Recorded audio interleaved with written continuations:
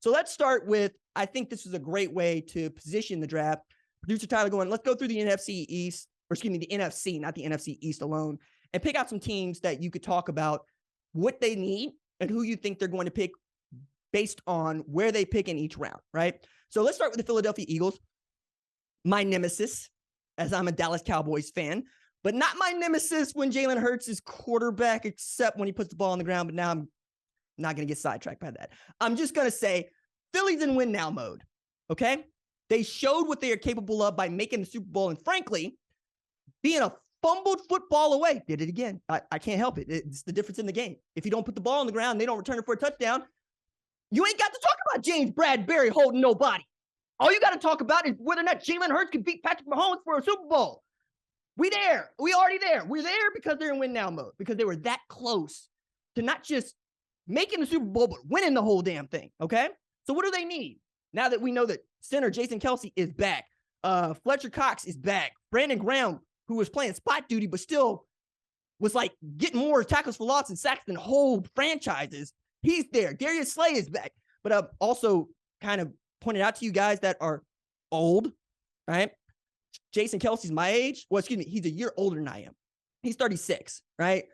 Brandon Graham and Fletcher Cox are, 33 and 35. Darius Slay is 32. That's an average age of 34 for guys that you need to play like Pro Bowlers going into this 2023 season. And one thing that is true, the older you get, the easier you get hurt. I'm over here talking about my allergies, dog. I can know it's raining because my knees hurt. I've had 3 knee surgeries, 2 on 1 knee, but I can always tell you, oh, it's about to rain. Why? Because my knees are killing me, okay? That is where these dudes are, and I ain't been playing football for, 2/3 of my life. So take that into account, but also knowing what could they do to make sure that if these guys hold up and play the caliber of football that they're capable of, that someone else could come in and help them right away. Because I don't think that you use a first-round pick on dudes that can't help you, can't make your roster, okay? You have to use that on somebody that can slot right away and push you over the top. It's why I think at number 10, if he's still there, you got to go get Bijan Robinson. I think that everybody who knows something about football loves Bijan Robinson's game. That's one thing, right? The other is, I can't think of a dude that is more liked by college football fans, media, and coaches, other than maybe Najee Harris, who I think is the comp, than Bijan Robinson. You will not find a soul that doesn't think that that dude is as cool as they come. He is grounded. He is in his faith. He understands the magnitude of what he was doing at Texas. He was always saying the right things. And I mean, you follow him on Instagram, he's got something inspirational for you that he truly believes every single day. That's just how he gets down. He's also rubbing shoulders with film folks and, getting his picture taken with LeBron James, and we still love him. Now, this is also a dude I think compares favorably to Jonathan Taylor, a man that can carry the load for you and can go get you those yardage, can go get you those TDs the way that Jonathan Taylor could at Indy. I was very high on Jonathan Taylor coming out of Wisconsin. Matter of fact, I caught hell from Big Ten players and coaches because I put Jonathan Taylor on my all-time Big Ten team ahead of guys like, say, Saquon Barkley, because I believe that Jonathan Taylor is one of the most underrated college football players of all time. His stats, you go look at it, are stupid, but that's who Bijan Robinson is. 400 touches, 3 fumbles.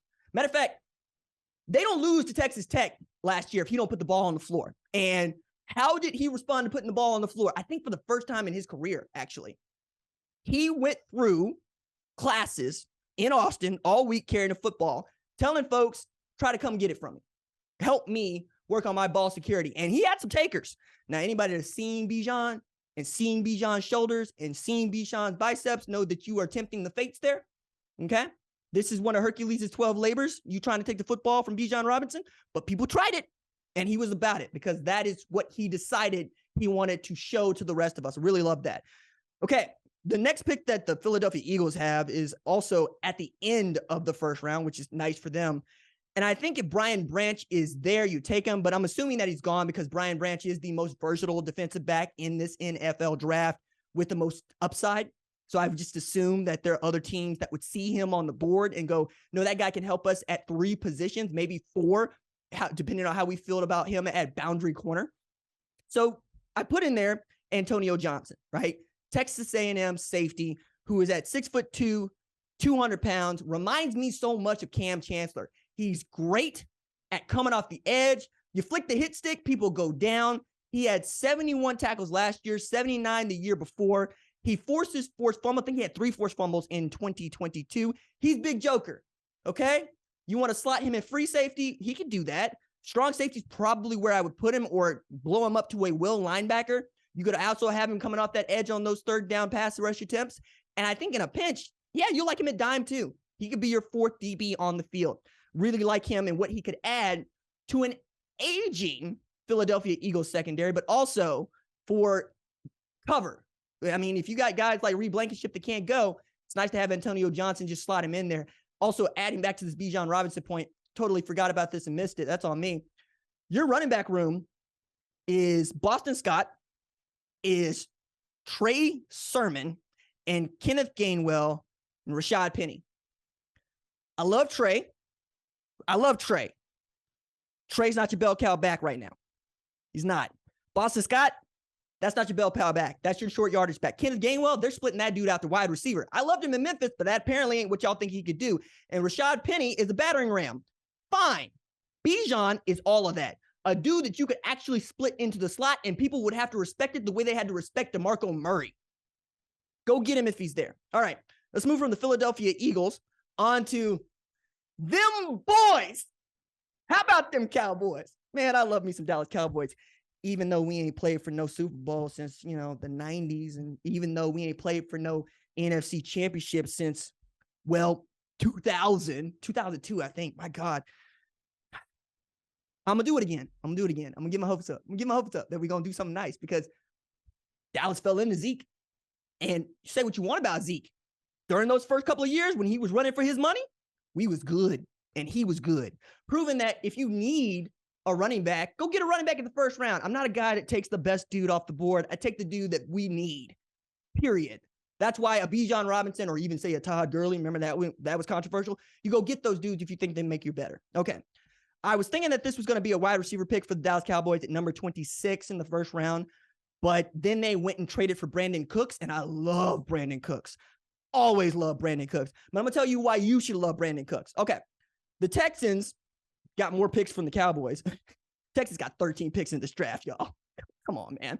But they traded Cooks after he played 3 years with them, 1 year with Deshaun Watson, 1 year with Davis Mills and Tyrod Taylor, and then last year with Davis Mills. He still averaged 76 catches a year. You played with Deshaun. Okay, Deshaun was good. Deshaun also takes too many sacks, but Deshaun was good.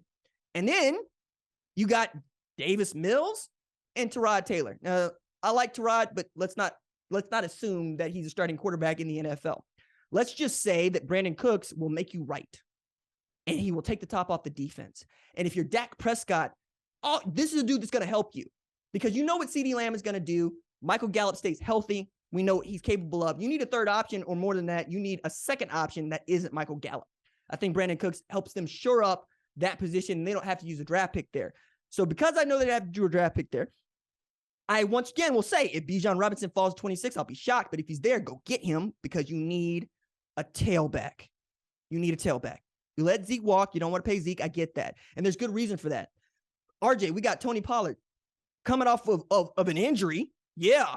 And we're also looking at a dude that might get franchise tag, right? And we're also looking at a dude who, at the franchise tag on a 4-year deal, let's see, 4-year deal is going to cost Dallas $14 million if they draft, say, Bijan Robinson there. That's about $3.75 million APY. Okay. If you knew you could get that from not just Bijan, but say Jahmyr Gibbs out of Alabama, okay, or Zach Charbonnet out of UCLA, you go do that, because both those guys come to Alvin Kamara. They can carry the mail for you. You also can split them out. I know that Mike McCarthy has said, I want to run the football some more, but my goodness, if you have people really having respect, Jahmyr Gibbs, who led Alabama in receptions as well as rushing yards, or Zach Charbonnet, who had like 1,600 yards all purpose and like 400 yards receiving, 1,300 yards on the ground. You have people that you have to respect when they split them out, and you have to respect when they're 7.5 yards deep. I got a hard time passing up either one of those dudes, knowing that the need is tailback, even if you got Tony Pollard. And I don't believe that you can just go get guys off the street. I think that, yeah, some positions are more valuable than others. Defensive, interior, offensive tackle, quarterback. But if that's what you need, go get him. Then I think you can get a little bit of fun going on, or I should say you have room to move once you get out of the first round if you're the Dallas Cowboys. Second round, they got the number 58 overall pick. I think if Devin Witherspoon is there, you go get him.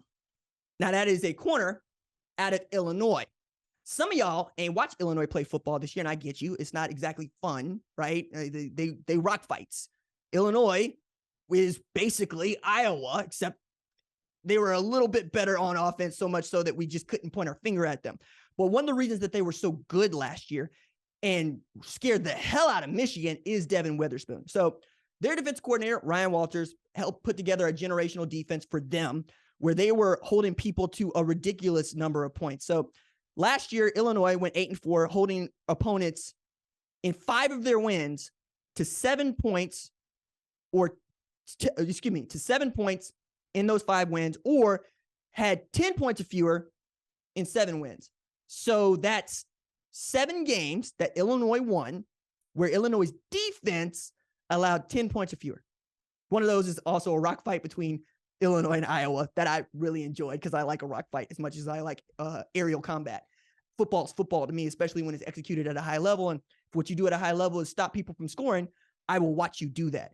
Devin Witherspoon is also a dude for which you're just not going to test if you are in college football. But that's going to get interesting when we talk about the NFL, because you want to talk about PFF. I have my suspicions about people that keep their own stats, but I think this one could be illuminating, right? According to Pro Football Focus, the quarterback rating for guys that went at, my goodness, what a hit from Devin Witherspoon sometimes the video pulls me and I'm watching that man lay a stick against Indiana and I love it. But also, again, you didn't throw on him and expect to win. 31 was their QB rating when they threw on him expecting to win. 6th lowest in the FBS, according to PFF. Also, 6th lowest for a cornerback. Sound out your syllables, RJ. Who had 150 snaps in coverage. That dude knows how to play man-to-man, okay? I think he's also going to be hellacious in cover 2 when he knows he's got help over the top. You're just not going to go at him. But I think the comp is Xavier Howard. The reason I believe the comp is Miami Dolphins cornerback Xavier Howard is somehow he has become one of the 2 or 3 best corners in the NFL, and people still throw at him, okay? Now, you might think that Jalen Ramsey, best cornerback in the NFL. Jalen Ramsey would certainly think that Jalen Ramsey is the best quarterback in the NFL. And, you know, everybody's got an argument. He's got a good one. But J.C. Jackson and Xavier Howard are the only 2 players in the NFL with 5 interceptions or more in 3 consecutive seasons. And since Xavier Howard has joined the NFL in 2016, that dude has 27 picks. 27 interceptions in 6 years. I'd stop throwing the football at him, but people keep doing it because they just have not learned to fear him the way that they learned to fear, say, Jalen Ramsey or even J.C. Jackson at New England, who people keep throwing at. Like, no, we knew we couldn't throw at Stephon Gilmore. No, it's this other dude that you got to keep in front of you. That's a no-fly zone over there. I think because so many people didn't watch Illinois play football and people are going to learn who Devin Witherspoon is quick, fast, in a hurry, he's going to have the benefit of, say, being on the other side of Trayvon Diggs, if you're a Dallas Cowboys fan, who is going to drive me nutty. You might think that we don't want to throw at Trayvon Diggs because he's as likely to bite us as we are to go get 6. And you might try to go at Devin Witherspoon, who is going to shore up, I think, the only weakness in Dan Quinn's defense, secondary, in particular, corners. I can't take Trayvon off the field because Trayvon Diggs is great when he's on the field, except when he's getting cooked. I'll get more into that as an archetype, but like, I'd probably be jumping routes too, because you expect to give up TDs. People don't expect you to take away the ball. You take away the ball, you become that much more valuable to your football team because you're winning them possessions. And possessions in the NFL are at a premium because, frankly, the game is shorter and they take more time to go score points. That's why I think you take Devin Witherspoon with that second round pick. If both of those dudes are gone, if you shored up your running back position, Devin Witherspoon is gone, I don't have a problem with you going to get Quentin Johnston, but I expect Quentin Johnston to be a first round pick. Like I just do. He's that good. He's that well liked and talked about. It'll happen. So let's go from the Dallas Cowboys to my nemesis in the 90s, at least, or one of them, the Green Bay Packers, right? Who are about to be in rebuild mode. Seems like everybody wants to admit that except them, because I'm assuming by the time the draft comes around that Green Bay would have made this trade with Aaron Rodgers official and get back at least one other first round pick for the trouble from the Jets. And I also would like to think that, my goodness, the Jets might want to also find something to do with that pick, but there's no reason to believe that Aaron Rodgers is going to be playing football when he's 40. I know that that's a new thing and dudes want to do it. And I'm looking around, I see LeBron James. I see what Tom Brady was doing, what Lewis Hamilton does in Formula One. People can do it now at a high level, but that ain't what you want to bank on. And if you think you're in win now mode, you don't trade, or excuse me, if you don't think you're in win now mode, you don't trade for Aaron Rodgers. So maybe they want to do what the Los Angeles Rams did, which is sell the farm for the chance to go win a Super Bowl. Cool, if that's what you want to do. But what that means for Green Bay is they would probably have another pick that we're not talking about to use in the first round. But with the pick they do have, I think you go get Jordan Love some help, right? I mean, not to put too fine a point on it, but the best wide receivers at Green Bay right now played football in college at Nevada, Romeo Doubs, and North Dakota State, Christian Watson.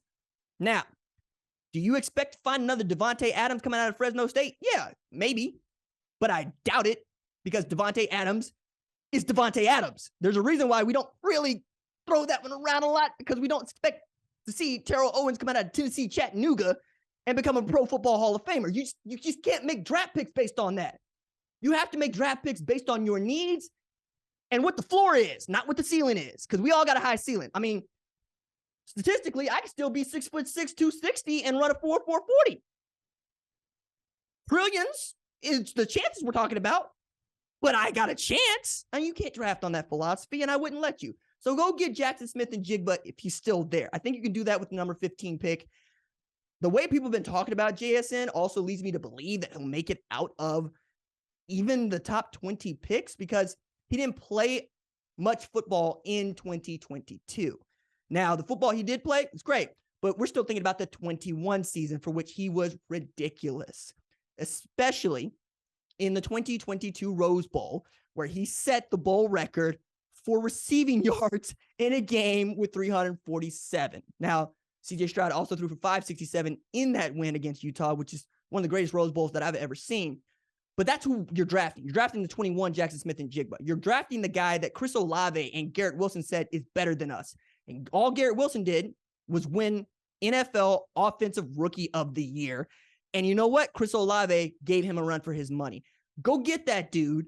Put him out in the numbers or on the slot. It doesn't really matter. And tell him and Jordan Love to rent a room together, because I think that pairing could be very cool. I also would be remiss if I did not bring up that Jordan Love led FBS in interceptions the same year that he was drafted in the first round by the Green Bay Packers.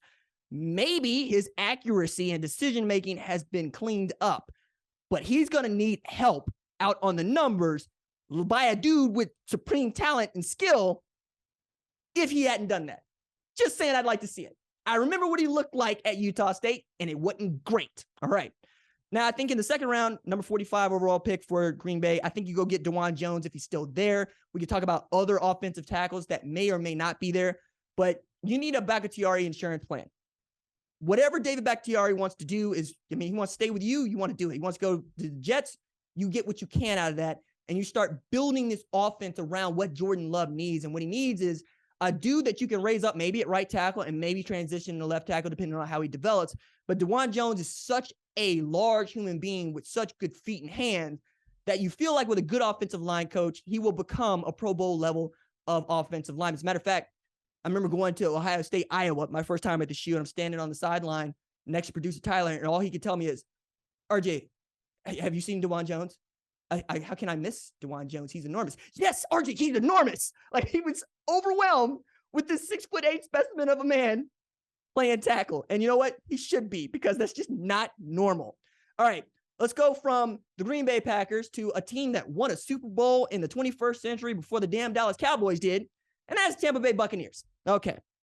All I get in exchange for that is knowing that my Cowboys sent Tom Brady out packing on his behind in a playoff game.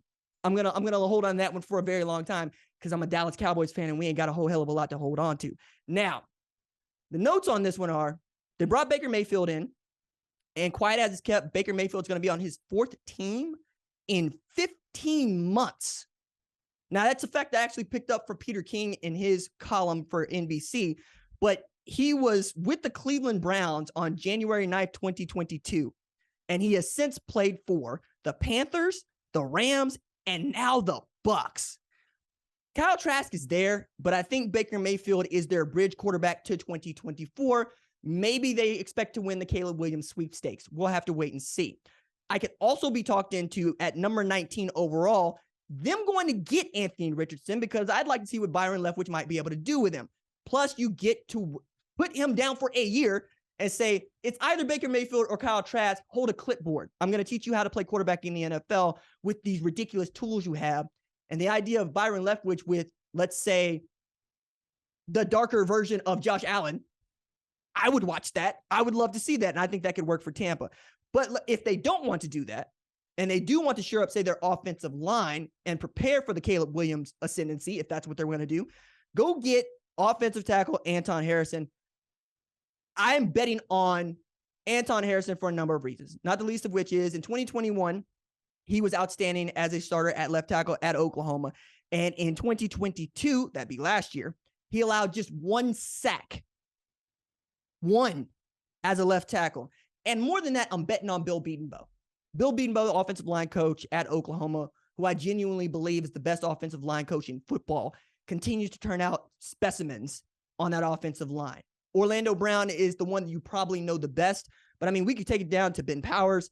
I keep going around talking about what Bill Bedenbaugh has given the NFL, but you need him at Tampa because you're going to lose your starting left tackle, and you're going to have to add, say, Tristan Wirfs from right tackle to left tackle, which I think is the natural move here, and find somebody that can do that right tackle job. Now, people that talk about offensive line will tell me that the right tackle is usually the most unsound technically of your offensive line men, usually brute force, right? Your left tackle, best offensive lineman from a technical standpoint, probably from a talent standpoint. That's why we talked so well about Joe Thomas for years. Didn't matter who was playing quarterback, he was going to do his job. I think if you put Anton Harrison at right tackle and you raise him up the way that you raised up Tristan Wirfs at right tackle, you also have a plan in place for the next contract for Tristan Wirfs, because he's going to get paid. That's just the whole of it. But after this contract, I don't think the Tampa's going to want to pay him going into his 30s like he's in his prime, for which you could get Anton Harrison over to that left tackle spot going into his second contract, and the cycle continues, right? I think that's a sound plan for them. He'll be as raw in the NFL as he was his first couple of years at Oklahoma, which is saying a lot, right? Didn't know that he was going to develop into this dude. But again, that's Bill Bedenbaugh. He will show you what it is you need to work on, and he will make sure that you get it done by the time it's time for you to go to the NFL so you can be a contributor at the highest level of football.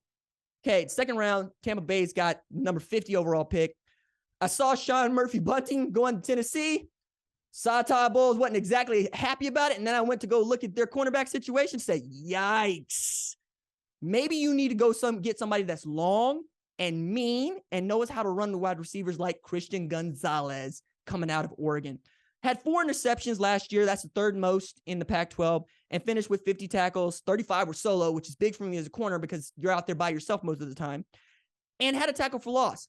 Used those arms to get his hands in front of footballs more often than not. I love having size and speed out there. I think that Christian Gonzalez could help them right away and be a great contributor to them.